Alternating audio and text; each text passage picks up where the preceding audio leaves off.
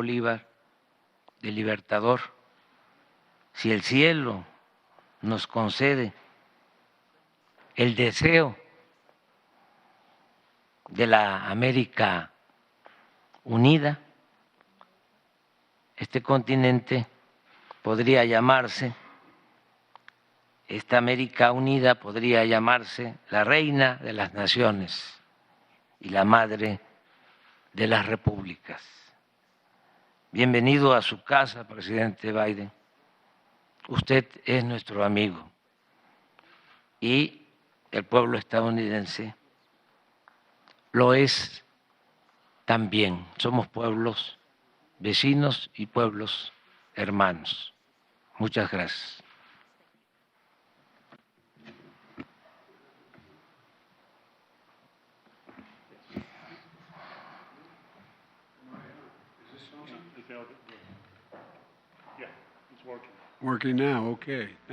Muchas gracias. Bien, señor presidente, amigo, es un placer acompañarlo de nuevo en esta 10ª Cumbre de Líderes de América del Norte en la Ciudad de México. El mes pasado celebramos 200 años de relaciones bilaterales con México. Y mirando la vista atrás y mirando nuestra historia compartida, queda claro que si estamos más seguros, trabajaremos mejor juntos. México es un socio de verdad y cuando trabajamos en conjunto con valores comunes y respeto mutuo, no hay nada que no podamos hacer. Hoy vamos a hablar sobre cómo podemos profundizar más en esta relación, no solamente con México, sino con el hemisferio occidental. Esto incluye fortalecer nuestras cadenas de suministro para que seamos hasta más competitivos. Vamos a hablar también sobre nuestra seguridad compartida, incluida nuestra acción conjunta para abordar la plaga del fentanilo, que ha matado a 100,000 estadounidenses hasta ahora, y cómo podemos abordar la migración irregular. Y creo que eso ya está muy bien encaminado. Sobre todo, estamos comprometidos con lograr un mejor futuro que se basa en la paz y la prosperidad para todos nuestros pueblos.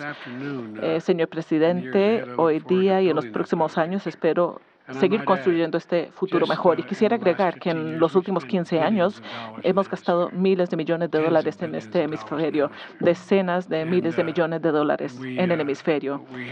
Pero lo que debemos hacer es lo que usted ha hecho, y lo felicito por haberlo hecho. Debemos seguir apoyando y construyendo instituciones democráticas en el hemisferio. Algo que pude hacer en el G7 fue lograr que un acuerdo en que habría un proyecto de miles de millones de dólares de infraestructura para el hemisferio occidental, para Latinoamérica y para África. Así que hay mucho que podemos hacer, tenemos mucho de qué hablar y espero poder hacerlo porque siento confianza en que lo podemos lograr. Me siento confiado de que estamos en una coyuntura de cambio de verdad. El último cambio fundamental que ocurrió en la política global fue después de la Segunda Guerra Mundial y ahora estamos en una coyuntura totalmente distinta. Estamos en un punto de inflexión. Lo que hagamos en los próximos años va a cambiar cómo luce el mundo en las próximas décadas. Y esto es lo que tenemos la oportunidad de hacer y creo que estamos en un muy buen lugar para poder hacerlo. Ahora bien, con esto, los Estados Unidos brindan más asistencia al exterior que cualquier otro país, todos juntos, en todo el mundo, no solamente al hemisferio, sino a todo el mundo. Desafortunadamente, nuestra responsabilidad no termina con el hemisferio occidental. Estamos en el centro de Europa, en Asia, en el Medio Oriente, en África, en el sureste asiático. Así que ojalá pudiéramos enfocarnos en solamente una región, pero nos enfocamos en múltiples regiones y en esto tenemos que trabajar. Siento confianza en que podamos hacer mucho más en los próximos años. Gracias por recibirnos y espero nuestra conversación. Agradecemos We want to thank a los medios the media for being here. Thank you.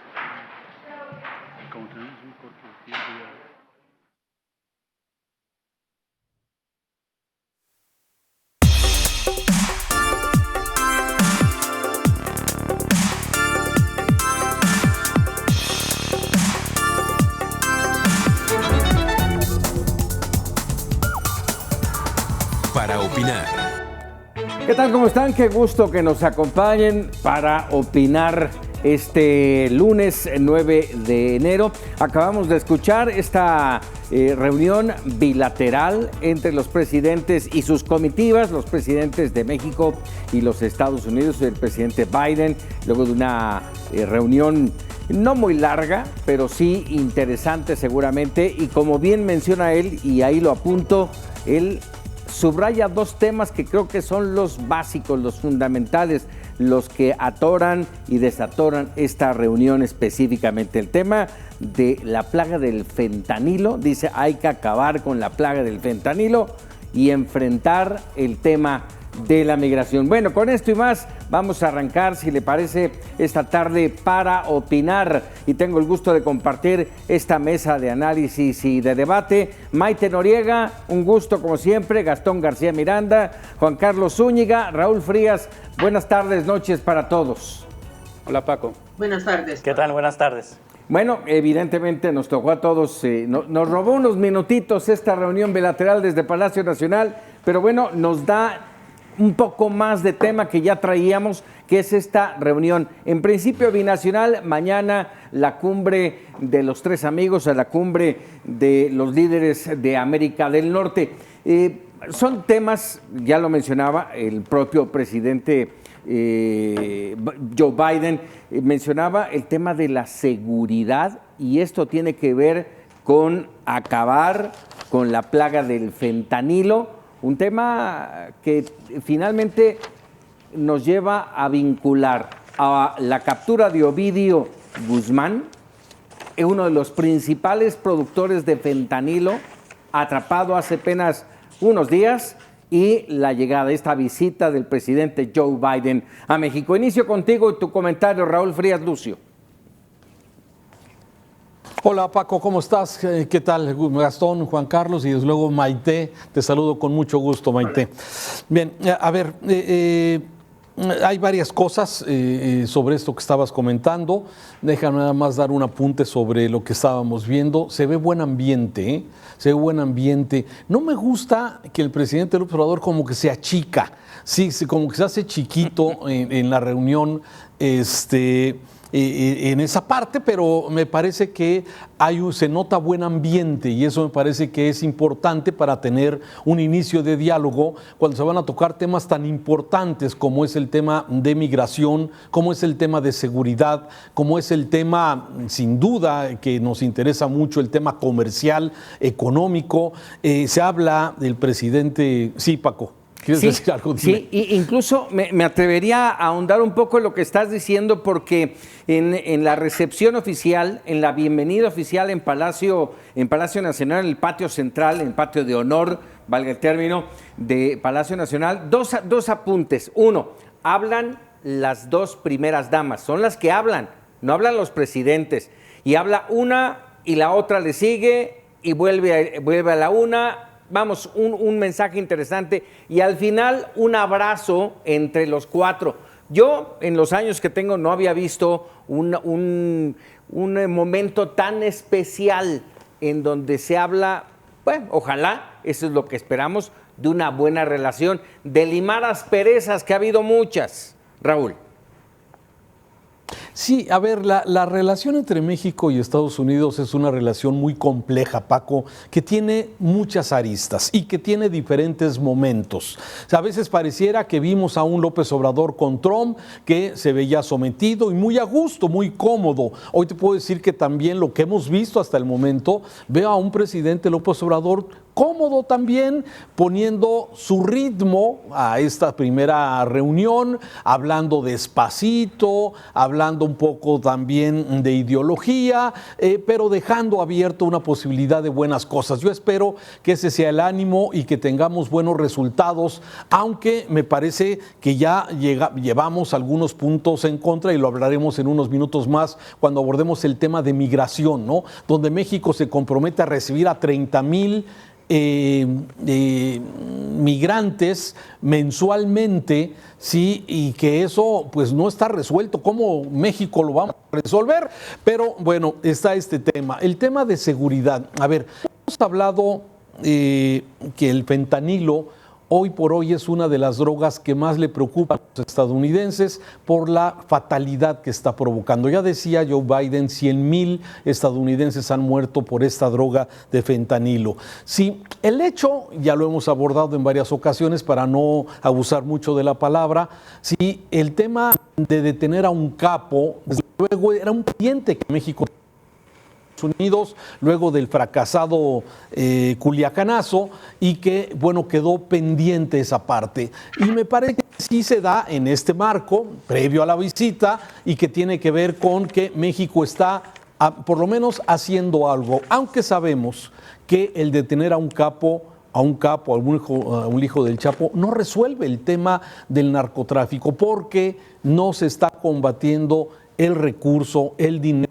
no hay una actuación concertada de todos, por lo menos a nivel nacional, a dar un golpe espectacular donde las primeras cabezas queden, o las primeras bandas queden descabezadas y luego ir sobre el dinero para que se acabe el negocio. Mientras eso no ocurra, me parece que es simplemente darle vueltas un poco al tema de la lucha contra el crimen organizado con estos pequeños trofeos que se le está entregando a peticiones especialmente de los gringos, de los estadounidenses. Un primer apunte, Maite Noriega. Coincido con lo que dice Raúl y me llama también la atención que el presidente Biden, cuando habla de seguridad, la vincula con el fentanilo. Y entonces esta lucha contra el fentanilo habrá que ver a dónde deriva. Esto también tendrá que ampliarse. Y algo que me llama mucho la atención es que México, siendo uno de los principales productores de fentanilo, y después de ver lo que el fentanilo está haciendo en Estados Unidos, no tenemos, o por lo menos yo no conozco, un estudio sobre cuáles han sido los efectos del fentanilo en nuestro país. Porque si aquí se produce, también aquí se queda. Ya esto de que esto era nada más el trampolín, ya quedó atrás hace muchas décadas. A mí eso me parece preocupante. Me parece que habrá que conocer la negociación en este sentido, en los temas de seguridad, porque lo vincula directamente con el crimen organizado, con el fentanilo y, por supuesto, migración, ¿no? Esta negociación, ¿qué vamos a recibir a cambio de la recepción y la acogida que se daría a estos 30,000 migrantes que han sido regresados de Estados Unidos a México en espera del análisis de su situación? ¿Qué recibe México a cambio? Recibe apoyo porque no hay recursos, o por lo menos no los ha manifestado así el Instituto Nacional de Migración. No tienen recursos los gobiernos de los estados para mantener los refugios para estas personas. Así es, Maite. Juan Carlos Zúñiga. Yo me quedo con la duda: ¿qué gana México con esta reunión? Y sería importante empezar a cuestionar y a buscar datos concretos, datos duros sobre lo que gana México, porque hasta ahorita quien ha ganado es Estados Unidos. ¿Por qué? Número uno, en el tema de fentanilo, ya tiene Estados Unidos en México detenido a Ovidio Guzmán, y habrá un proceso seguramente de extradición en las próximas semanas. No sé qué tan rápido, no sé qué tan lento, en qué tiempos, pero Ovidio va a terminar frente a la justicia norteamericana. Y en ese tema, bueno, Estados Unidos gana. Gana Estados Unidos porque logró que México el jueves pasado aceptara una política migratoria para deportar de Estados Unidos a México a ciudadanos venezolanos, cubanos, nicaragüenses, guatemaltecos, que ilegalmente cruzaron al vecino país y que deberán estar en México 30,000 por mes, 30,000 por mes. Y eso que exactamente un año, 30,000 por mes, y eso que significa mucha presión en materia laboral, en materia de servicios y para los estados de la frontera. ¿Por qué? Porque México se compromete a dar trabajo y a dar servicios y atender a esta población. Entonces, me pregunto, más allá de que aterrizó en el aeropuerto Felipe Ángeles el presidente Biden, más allá de la anécdota, ¿qué es lo que gana México? ¿Va a haber recursos para migración? ¿Va a haber recursos para seguridad? ¿Va a haber un plan regional para atacar las causas de la migración, como lo está proponiendo el presidente mexicano? Entonces, no me queda claro qué gana México. Bueno, y lo manifiesto aquí, a mí no me gustaría verlo todo tan negativo, ¿qué va a pasar? Pero es una realidad, ¿qué se está cambiando? Gastón García. Hola a todos. Pues sí, efectivamente, yo coincido, Juan Carlos dio en el punto, creo que no hay mucho que se vea en el panorama respecto a la ganancia de México, y sí recordar que la política de Estados Unidos es que no tiene amigos, simplemente tiene intereses, e invariablemente los Estados Unidos le apuestan a ganar de todas. Y en este caso, bueno, sí hubo esta situación de que el deseo del presidente de la República de que un visitante tan distinguido como el presidente de la primera potencia mundial llegara al aeropuerto, que es un emblema de su administración. Primero tuvimos una negativa, después vino un impasse, una negociación, vino la captura de Ovidio, viene el anuncio del canciller Ebrard diciendo siempre sí aterrizará en el aeropuerto Felipe Ángeles, el mismo día de la captura de Ovidio y el mismo día en que se anuncia justamente este acuerdo migratorio, pero no se ve del lado mexicano, como bien se apunta, algún beneficio concreto y particular, y sí se ve que está hecho a un lado la petición del presidente López Obrador de hacer de América una integración tipo Unión Europea. Siempre se ha quedado en este discurso como un deseo, pero ahora mismo hemos escuchado en este preámbulo de la reunión que en privado deben estar sosteniendo en este instante ambos mandatarios, que pues hay ahí un interés más político que de llegar a un acuerdo que le arroje beneficios concretos a la República Mexicana. Bien, es que política, lo sabemos todos, nada es casualidad. No hay casualidades en la política y sí también sabemos que en política, bueno, hay que ceder a veces para lograr otro tipo de situaciones. Ya manifestaba Gastón estas similitudes, estas circunstancias. Yo le agrego otras dos. En esta administración ha habido dos oportunidades en las que México responde prácticamente igual. La captura de Rafael Caro Quintero se da unos días, 2 o 3 días antes de la primera visita, la primera reunión binacional, ¿sí? La visita del presidente de México a los Estados Unidos. Ahora se da 3 días previo a la visita del presidente Biden a México, la captura de Ovidio Guzmán.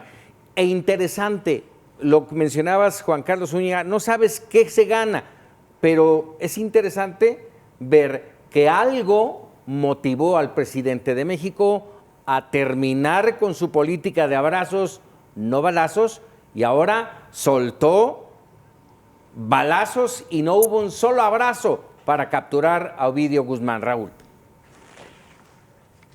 Fíjate que, a ver, yo creo que sí ha habido, y desde hace ya algunos meses lo habíamos comentado, algún cambio en la estrategia, ¿no? O sea, hay acciones que nos parece o que me parecen que pudiera significar que ya en el discurso sigue el tema de abrazos no balazos, pero en la práctica me parece que ya hay alguna instrucción de ir deteniendo a algunos de los capos y tener intervenciones. Yo creo que o es presión del ejército que se ha cansado de agachar la cabeza entre los insultos, las pedradas y las corretizas que les han pegado en muchos lugares, sí, que, bueno, están viendo que esto está llegando a niveles, pues digamos, también de honor del ejército y que han venido respondiendo.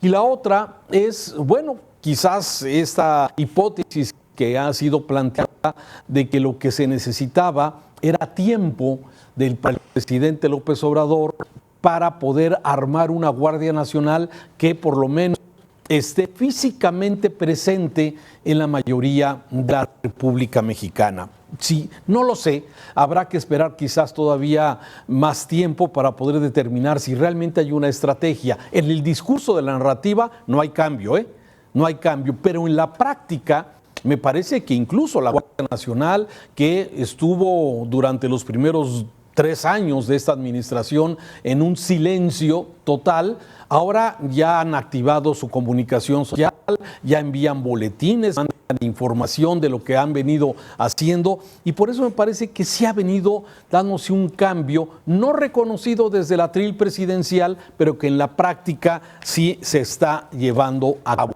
No con la rapidez que muchos quisiéramos, no con la urgencia que muchos mexicanos vemos, pero que sí de alguna forma viene dándose esto. No puedo decirte si va a dar resultados o no, pero hoy tener ya 100,000 o 110,000 miembros de la Guardia Nacional en no sé cuántos 200 cuarteles que están construidos como presencia nacional pueda empezar, ahora sí, quizás ya con la presencia nacional empiecen quizás con algún tipo de acciones. No lo sé, no lo sé, esta es una simple interpretación de mi parte. Así es. Tu punto de vista, Maite, y le agrego un tema más, el tema de, ya lo había mencionado de alguna manera Juan Carlos Zúñiga, el tema de la migración y este acuerdo que se da el mismo día en que agarran a Ovidio Guzmán. Ese mismo día el presidente, prácticamente en el mismo instante, estaba dando a conocer un nuevo acuerdo que yo no sé si será muy bueno para nuestro país. No creo que sea bueno para nuestro país porque no hay reciprocidad. Y yo creo que no hay reciprocidad porque México no se atreve a exigir reciprocidad. Y a lo mejor no se atreve a exigir reciprocidad porque se sabe en falta por muchísimas cosas. Entonces, esto ha sido un grave problema desde el primer Tratado de Libre Comercio, ¿no? La negociación fue bastante dispareja. ¿Por qué? Porque no nos atrevimos a exigir, nunca. Lo comentaba en gestos, lo comentaba Raúl Frías. El presidente se achica. Este presidente y todos los presidentes se achican y todos los negociadores se achican. ¿Por qué se achican? Porque se saben en falta. Parte del discurso de las primeras damas hablaba precisamente de este comportamiento ético, del respeto al Estado de Derecho. Bueno, México eso no existe hace mucho tiempo y en esto sabemos que estamos en falta. Y en muchas otras cosas estamos en falta. Estamos en falta en la falta de lucha contra el crimen organizado, estamos en falta en muchísimas cosas y eso nos amarra las manos para poder exigir negociaciones claras. En cuanto a qué gana México, bueno, gana México por lo pronto que nos dejen de ver como un país de violentos y de asesinos, ¿no? Para ver que también la política, o sea, nos jala reflectores, porque lo que se ha transmitido de México es bastante denigrante, ¿no? Es denigrante para el país y denigrante para los mexicanos. En cuanto a que se ha cambiado la política de abrazos no balazos, si vemos la cantidad de discrepancias en el discurso después de la captura de Ovidio, nos damos cuenta de que no hay una línea de comunicación, por lo tanto, la estrategia sigue siendo no sé cuál, porque unos dicen que fue atrapado en flagrancia, otros dicen que se trató de un operativo de 6 meses, entonces decimos, de verdad, de la flagrancia inmediata al operativo de 6 meses, bueno, verdaderamente alguien no hizo la tarea o alguien no leyó el manual. Se lo encontraron de casualidad, 6 meses de investigación y detenemos a estos y ahí estaba. Entonces, no creo que haya política de seguridad, no creo que haya estrategia y cuando hacen estas capturas no hay una comunicación que permita unificar el discurso. O habla el que lo atraparon, o habla la Secretaría de la Defensa, o habla el Ejército, o habla el gobierno, porque Adán Augusto pues había leído otra novela. Gracias, Maite. Juan Carlos. Bueno, sin dejar de subrayar que el hecho de que hayan detenido a Ovidio no significa que hayan desmantelado el cártel de los Chapitos ni que haya desaparecido ahora el cártel del Pacífico, como le llama el gobierno mexicano. La realidad es que el cártel de Sinaloa tiene divisiones muy fuertes, hay peleas entre grupos, uno de los más fuertes, los grupos de los más fuertes son los hijos del Chapo Guzmán, pero el que manda realmente en el cártel de Sinaloa es Iván Archibaldo, en el cártel de los Chapitos, más bien. En el cártel de los Chapitos, el Mayo está enemistado con los hijos, pero en cuanto al tráfico de fentanilo que se le atribuye al cártel de los Chapitos, a los hijos del Chapo Guzmán, este seguirá intacto operando porque se mantienen al frente de esta célula, de esta parte de la organización del cártel de Sinaloa, los hermanos de Ovidio, Alfredo, e Iván Archibaldo, que están en la línea un poco más arriba que Ovidio. O sea, sí es un golpe fuerte, pero no se desmantela la estructura. No sé si eso vaya a ser tema. Ahora, mediáticamente, claro que Ovidio pues era más famoso que los hermanos por el asunto de 2019 y porque el gobierno de Estados Unidos lo ubicó en una lista de captura y ofreció $5 millones por información para que llevara a su captura. Entonces habrá que subrayar esa parte del fentanilo que no se desmantela por completo. Gastón, hablar el tema de los migrantes. Sí, como no, nada más para completar lo que decía Juan Carlos, por el lado de los Estados Unidos, considerar que Joe Biden regresará a su país respondiendo a una demanda interna de poner orden en este punto del tráfico del fentanilo que ha causado tantas víctimas y que está volviéndose un problema de salud pública, sobre todo en la frontera de los Estados Unidos con México, y políticamente eso representa mucho en la pugna que hay entre demócratas y republicanos. Y el tema migratorio, por supuesto, es toral para esta agenda que, como decía yo hace un momento, deben estar debatiendo en este instante porque siempre se invita a los medios de comunicación a conocer los temas en torno a los cuales podría girar el encuentro y después los invitan a salir para entonces iniciar la reunión bilateral. Y en este sentido estoy cierto porque así lo ha manifestado en múltiples ocasiones el presidente Biden, que el tema de la migración es sí o sí detenerlo porque corresponde o responde a otra presión interna brutal de los republicanos sobre un fracaso eventual que está teniendo en su política migratoria y de ahí la urgencia de haber llegado a este acuerdo para frenar estos flujos migratorios que son altísimos y cada día se les está complicando más. Yo nada más dejaría abierta la pregunta, ¿qué va a hacer México con 30,000 nuevos migrantes cada mes en su frontera? ¿Cómo vamos a afrontar un nuevo problema que no solo es económico, sino también humanitario? Y esa pregunta y ese problema no queda resuelto con esta reunión tampoco. Con esa pregunta nos vamos a ir a un corte, regresamos para opinar.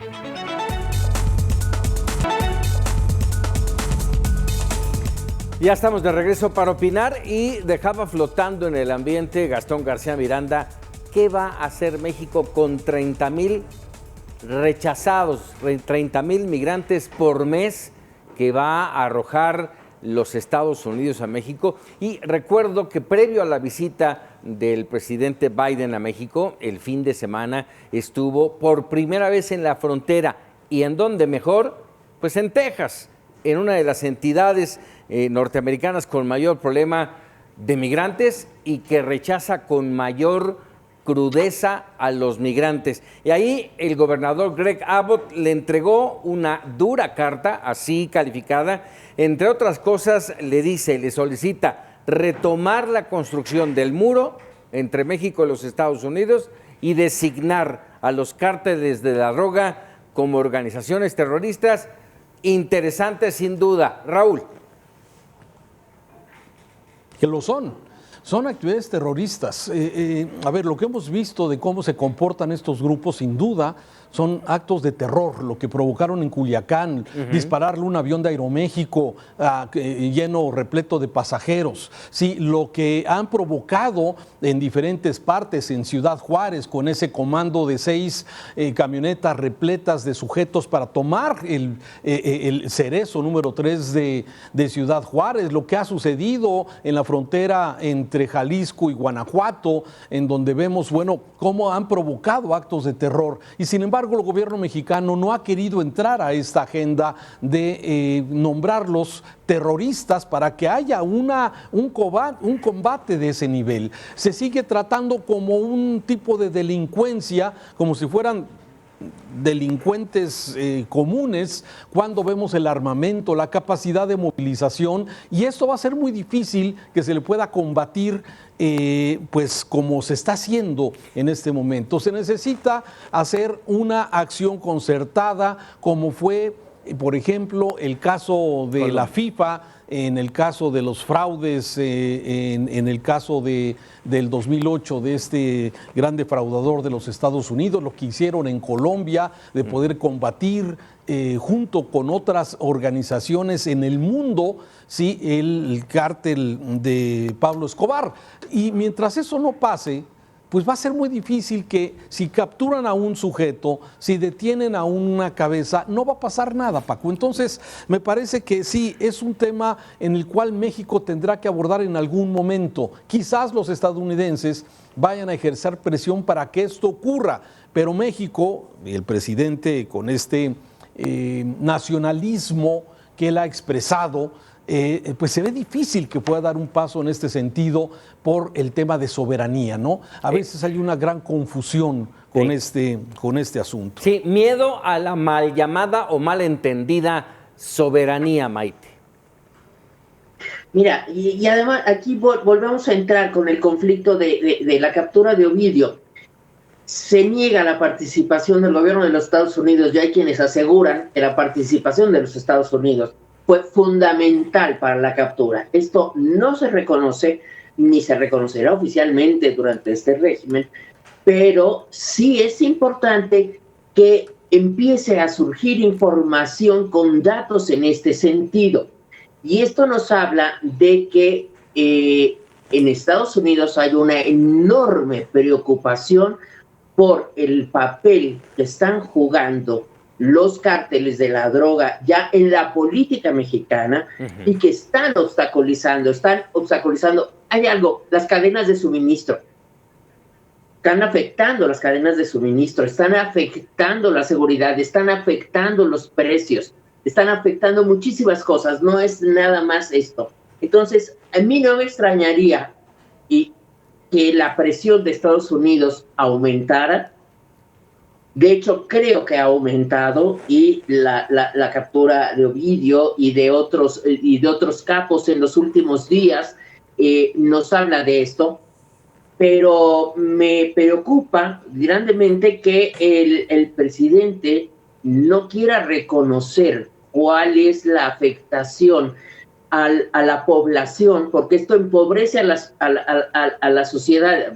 Ya entendimos cuál es la estrategia de los pobres, pero empobrece la democracia, empobrece a las sociedades, empobrece el comercio, empobrece a la patria toda.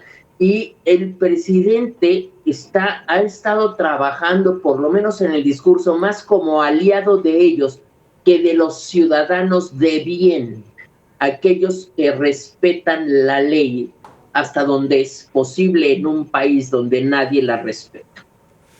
A ver, Maite, recuérdanos eso de los pobres.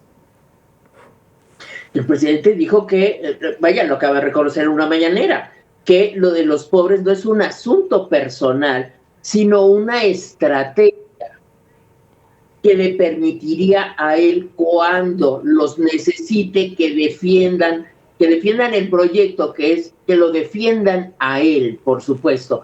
Entonces esto ya quedó clarísimo, y es una declaración del presidente. O sea, esto de primero los pobres no es porque le interesen los pobres, de hecho por eso cada día hay más. Ayudando a los pobres va uno a la segura, dice Gastón. Así es, sí, apenas hace unos días lo expuso así, cuando desde la oposición condenaba al PRI por una estrategia exactamente igual, el uso de programas sociales para ganar terreno electoral. Y también, ya que estamos en el tema migratorio y en recordar lo que el presidente de la República ha dicho, vuelvo yo a plantear una cuestión. ¿De qué estaríamos hablando si cuando era presidente electo no hubiese invitado, no hubiese abierto la puerta de la frontera sur a la migración? Cuando dijo, aquí les damos acomodo, aquí les podemos dar un trabajo temporal, visas de trabajo temporal. ¿Y qué sucedió meses después? Que se vino esta serie de caravanas de migrantes y en un problema que ha escalado enormemente hasta el punto en que nos encontramos hoy con un presidente Biden, como dice Raúl, pues altamente preocupado, no solo por la cuestión de la seguridad, sino porque es algo que no están logrando controlar a pesar de varios esfuerzos que en este sentido se han hecho. Así es, Juan Carlos Zúñiga. Bueno, yo no comparto con el asunto de que se declare terrorismo a los cárteles de la droga porque pudiera facilitar una intervención armada estadounidense en nuestro territorio.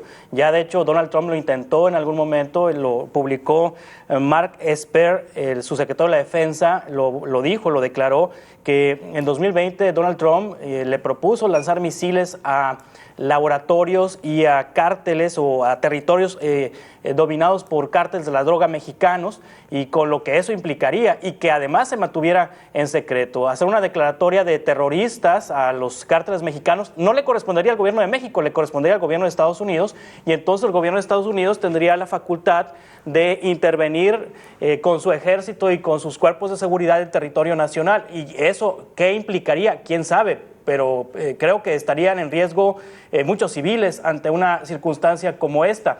Que lo declare México terrorismo, bueno, no sé qué efectos legales pudiera tener, pero que lo declare Estados Unidos terrorismo sí tendría un efecto de una invasión tácita, una invasión norteamericana para combatir a los terroristas o a los narcotraficantes llamados ahora terroristas. Ahora, lo de Culiacán, yo no sé qué tanto puede ser terrorismo. No murió ningún civil, sí murieron militares. Sí murieron, hubo 29 muertos, 10 militares, 19 agresores. El cártel de los Chapitos jamás pensó en atentar contra la población porque es su base social.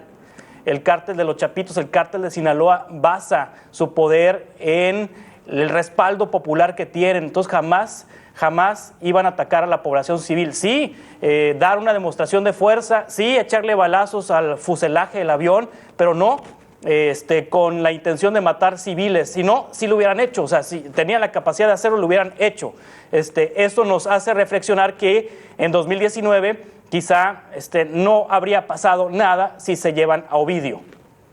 Juan Carlos, y para completar lo que bien dices, nada más recordar, sí son actos que siembran el terror, pero la definición de terrorismo corresponde a grupos que pugnan o pelean por reivindicaciones de tipo político e ideológico, que no es el caso, y por eso la distinción entre criminales y pues terroristas, ¿no? Sí, pero que también conlleva a destruir la financiación de los grupos. Claro. A ver, sí, a ver, es un debate. Si aquí somos 4 y no nos ponemos de acuerdo. Sí. 5. A ver, quien declara, el país declara ante un organismo internacional, sí, que hay que combatir los actos de terrorismo. No es una decisión de los Estados Unidos, sí, a menos que sean sus intereses los afectados. Sí. Segundo, no hubo muertos en este evento de Culiacán, pero tenemos 34,351 muertos en el año pasado. Sí, durante todo el país y en todos estos enfrentamientos, ataques, asesinatos, homicidios dolosos, y me parece que pues no es una cantidad menor, ¿sí?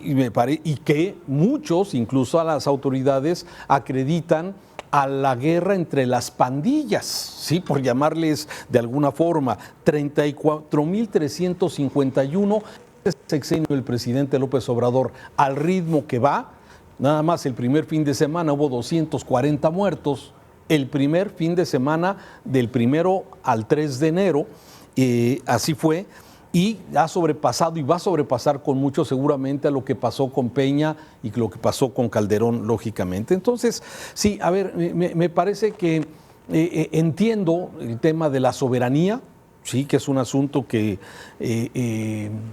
nos ha afectado. Lo que no entiendo es cómo defender una política que no está resultando y que tenemos a los criminales moviéndose a sus anchas, conteniendo injerencia. Dice Gastón que la definición es que tienen ideología o intervienen con ambiciones de carácter político.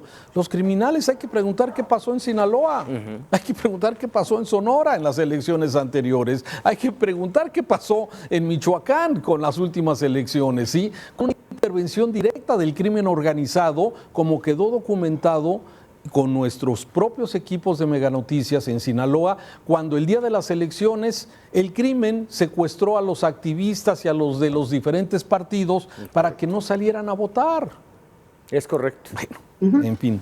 Es correcto. Aquí, si me permites, Paco, acabo de encontrar la definición de la ONU de terrorismo. Dice: el terrorismo implica la intimidación o coerción de poblaciones o gobiernos mediante la amenaza o la violencia. Así o más claro. Sí, son terroristas. Los mexicanos, los cárteles mexicanos son terroristas. Sin duda, sin duda. Y bueno, insisto, ahí el miedo es justamente un poco lo que decía Juan Carlos Zúñiga, el abrir una ventana en la que permitamos de manera ya oficial, porque ya existe, de manera ya oficial, la intervención de grupos de seguridad extranjeros, en este caso específico de los Estados Unidos, en la investigación y consecución de cárteles del narcotráfico, de narcotraficantes, y entrarle a cortarles la parte económica, que es fundamental. Nos lo decía hace apenas unos días, el día de la captura, Buscaglia, ¿sí? Él nos lo decía y nos lo ha dicho desde hace par de años aquí mismo en Meganoticias, ¿sí? Necesitan señalarlos como terroristas para cortarles en todos lados, en todo el mundo, cortarles las posibilidades económicas que tienen estos grupos. Pero también hay seguramente otros intereses que impiden esta situación. Rápidamente me gustaría aprovechar que estamos con este tema ya tocamos básicamente la binacional que hoy se está dando, ya va en este camino. Mañana estarán trabajando los tres amigos, la cumbre de los líderes de América del Norte, y temas interesantes: el tema económico, el tema comercial y, bueno, evidentemente el tema energético. ¿Cómo lo ven? Maite Noriega, ¿qué podemos esperar? Mira, el presidente López Obrador, en las imágenes que veíamos poco antes en Meganoticias, poco antes de que entráramos a este programa, el presidente hablaba del respeto a las soberanías, ¿no? Precisamente previendo que se tocara esto. Para el presidente, el asunto de la energía eléctrica y del petróleo son asuntos de seguridad nacional, de soberanía nacional. Y todo parece indicar que el primer ministro de Canadá no está muy de acuerdo con esto, y él vendrá a defender a las empresas canadienses que tienen inversiones altísimas a nuestro país, y lo mismo hará el gobierno de los Estados Unidos. Estamos nosotros, el gobierno de México, no nosotros, el presidente de la República está defendiendo una política que lo que hace es ponerle dinero bueno al malo, seguir apoyando a Petróleos Mexicanos para que siga perdiendo dinero, y seguir apoyando a la Comisión Federal de Electricidad para que siga siendo altamente ineficiente. En este sentido, creo que la negociación puede volverse tensa. Sí, aquí este será un tema difícil de analizar, pero deberá analizarse, ¿no? Así es. Gastón. Bueno, sí, coincido. Hubo una entrevista previa a la salida del primer ministro canadiense, quien dijo que venía a hablar claro.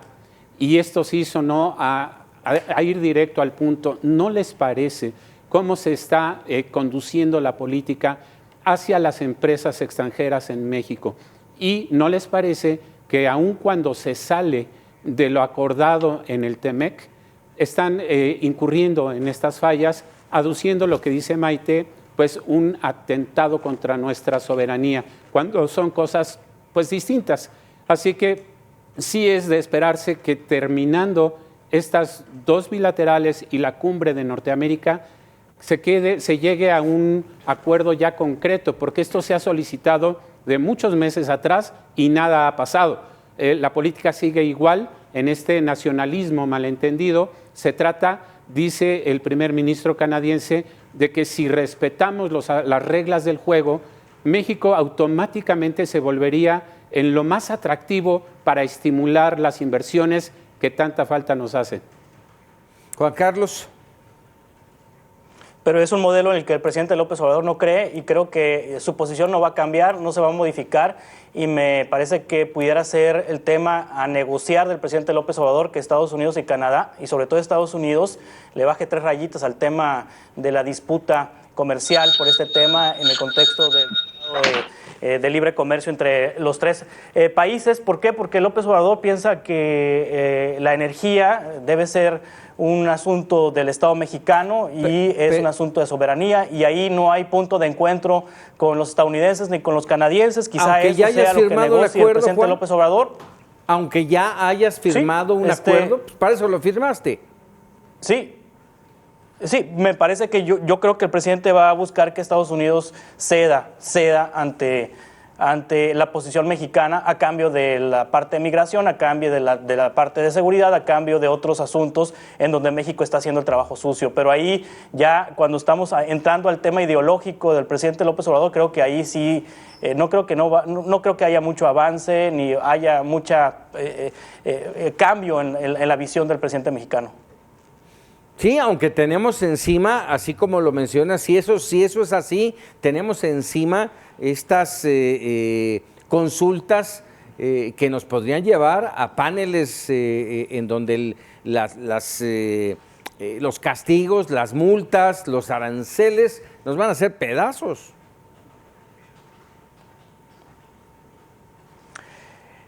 Finalmente es algo que no le va a tocar a él, le va a tocar al próximo gobierno quizá. No, hombre, qué duro es lo que acabas de decir. Raúl. Sí, yo creo que hay que esperar. Yo no quiero adelantar vísperas, hay que esperar la reunión trilateral. A ver, a veces desde sus naciones, antes de las reuniones trilaterales, hay bravatas, sí, hay declaraciones. Sí, bueno, aquí lo hemos visto, aquí nos encanta eso. Sí, a la hora de la hora, pues no pasa nada, que no se hagan locuras nada más, ¿no? Me parece que si se logra esta integración, como se ha venido buscando, que América del Norte se convierta en una de las zonas más importantes, todos enfilados hacia el mismo fin, puede haber buenos resultados, ¿no? Me parece que va a ser parte de la negociación en ese sentido, pero el presidente ya se sacó, digamos, de la manga el tema de este gran campo fotovoltaico de Sonora, incluso así lo llama. Me parece que tiene herramientas para decir pues que se está trabajando a favor de energías limpias y que va a haber algún tipo de negociación. Espero que así sea. No creo que pase a controversias, pero bueno, ya veremos cómo llega el primer ministro canadiense. Maite, no te vi muy de acuerdo. Es que puede ser posible, estamos en el terreno de la especulación, no tenemos certezas, nosotros no participaremos en la reunión, no somos consultores ni asesores de ellos, entonces estamos en el terreno de la especulación, y en el terreno de la especulación que nos abre las perspectivas y que nos permite analizar cuáles son los diferentes escenarios en los que se puede dar esto. Bueno, pues planteamos las que a nuestro juicio y de acuerdo con la experiencia que tenemos sobre la información que nos llega, consideramos que pueden ser. Yo creo que sí puede deberse a las bravatas previas a los encuentros, pero también al malestar real por la forma en la que se han roto contratos y se han roto acuerdos que estaban firmados y garantizados. La falta de certeza jurídica puede afectar seriamente la relación trilateral. Entonces, una cosa es que negocie con Biden y te doy Ovidio y vienes a la AIFA y todo esto, y la otra cosa es otra cosa. O sea, ya con el señor Trudeau ya no es una relación así tan amistosa. Habría que verlo.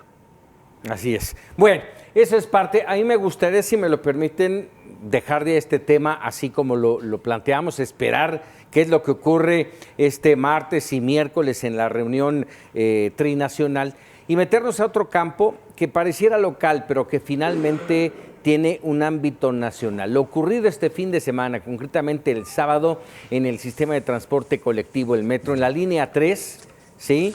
Después de lo de la línea 12 pareciera que habíamos visto todo, pero no. Un alcance, 106 lesionados, un muerto, y aquí se vuelve a manchar, por decirlo de algún modo, la imagen de una candidata, de una corcholata, como las llama el presidente, a la presidencia en 2024, Claudia Sheinbaum. Gastón García Miranda.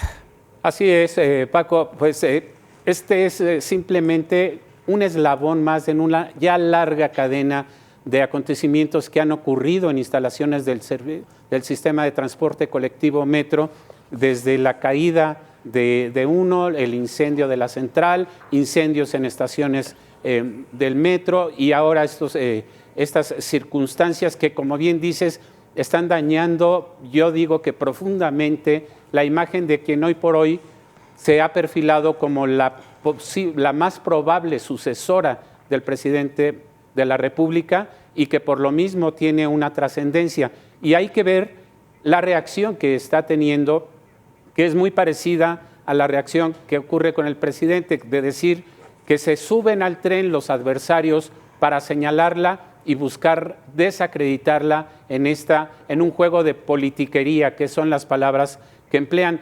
Finalmente, yo creo que la politiquería la vi en gobernadores que emiten un comunicado donde se solidarizan con Claudia Sheinbaum, lo mismo que hizo el propio presidente de la República en la mañanera de este propio lunes, diciendo que están con ella porque es trabajadora, porque es seria y porque es honesta, pero sin hacer una sola mención a las muchas víctimas de este nuevo percance. Así es. Juan Carlos Zúñiga. Bueno, un escándalo tapa otro escándalo en nuestro país y falta un año más o menos para que nominen candidato presidencial en Morena. Creo que en un año a la gente se le va a olvidar. O sea, la verdad es que ahorita sí está caliente el tema. Ahorita si fuera la definición del candidato presidencial, Claudia Sheinbaum va a tener problemas o tendría problemas en este momento. Pero a la vuelta de un año esto se va a olvidar. O sea, lamentablemente la memoria es corta. Lamentablemente. Que hay que hacer mención, en toda la existencia del sistema de transporte colectivo Metro, 4 accidentes graves, 4. 3 de ellos en esta administración. Raúl. La silla rota documenta 431 accidentes o incidentes, como le llaman ellos, 431 del 2019 al 2022, mientras que un trienio antes, 2015-2018, hubo 181. Sí, es lo que documenta Silla Rota, que le quiero dar el crédito. Pero, a ver, dicen, es que lo que me llama la atención es la respuesta. Sí, cuando debería estar volcado para poder revisar ¿qué es lo que hay que hacer? Más presupuesto, ya lo vimos en los últimos 10 años, el presupuesto de mantenimiento al metro se ha mantenido igual. El año pasado, parte de los 17,000 millones de pesos que fueron al mantenimiento fue para reparar la caída de la otra línea dorada.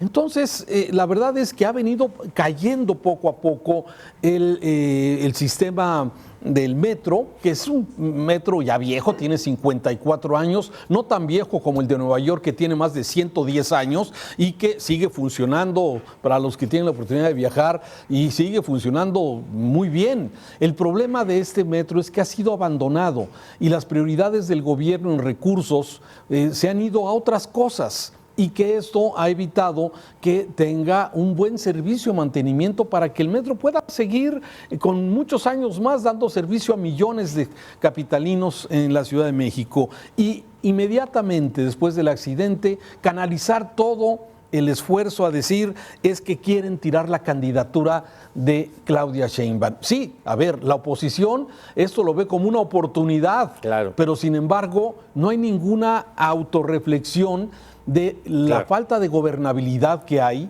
de la falta de atención a este tema prioritario que es la movilidad en la capital del país. Brevemente, Maite Noriega. Mira, yo creo que la oposición no quiere tirar a Claudia. Yo creo que Claudia está a punto de tirarse solita. El hecho de que tardara la asistencia 45 minutos. Los heridos estuvieron 45 minutos esperando la ayuda y la ayuda no llegaba. Y no llegaba, ¿por qué? Porque no había una central que monitoreara el accidente, porque hasta que no lo reportó una víctima, nadie se enteró de lo que había pasado, y esto me parece que es grave. La ineficiencia causa muerte. Esto se debería considerar negligencia criminal, porque esto es realmente, no es un error, no es un fallo, no es un incidente menor, como mencionaban ellos en Twitter, no es un incidente, es un fatal accidente en el que una chica de 18 años perdió la vida. Y esto hay que decirlo, la chica murió, y esto verdaderamente es lo que nos debe mover. A mí, que si está tiznada o no está tiznada Claudia, me tiene sin cuidado. El problema es que a Claudia se le deben exigir responsabilidades, precisamente a Claudia Sheinbaum, por las muertes en el metro, por la falta de mantenimiento en el metro. Y coincido con Carlos Zúñiga en el sentido de que los cínicos le apuestan a la desmemoria. Caray, pues bueno, muy puntual lo que dices, Maite. Hacemos una pausa y regresamos para opinar.